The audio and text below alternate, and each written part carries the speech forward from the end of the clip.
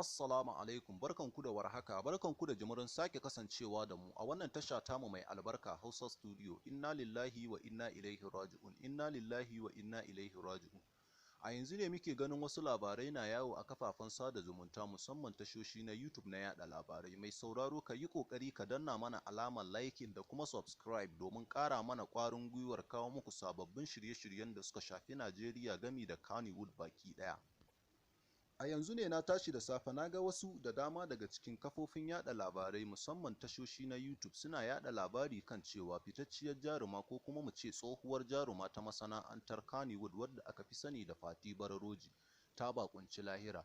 Wannan magana ko kaɗan babu ƙanshin gaskiya a cikinta domin bayan ganin wannan labari da muka yi mun tuntuɓi mutane da suke makusanta wannan jaruma akan wannan batu da muka gani yana yawo a kafafen sada zumunta.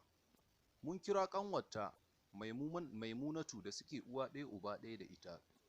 Da muka tambaye ta game da wannan lamari sai ta inna lillahi wa inna ilaihi raji'un.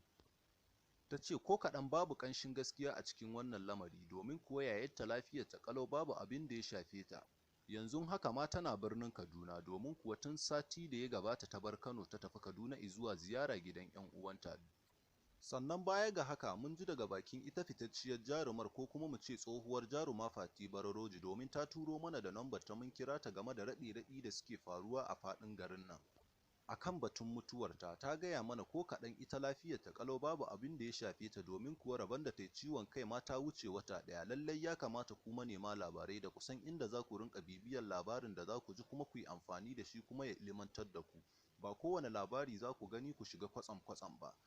Wannan shine ɗan takaitaccen labarinmu game da propaganda da take faruwa a cikin YouTube. Mai sauraro ka yi ƙoƙari ka danna mana alamar liking da kuma subscribe domin ƙara mana ƙwarin gwiwar kawo muku sababbin shirye-shirye.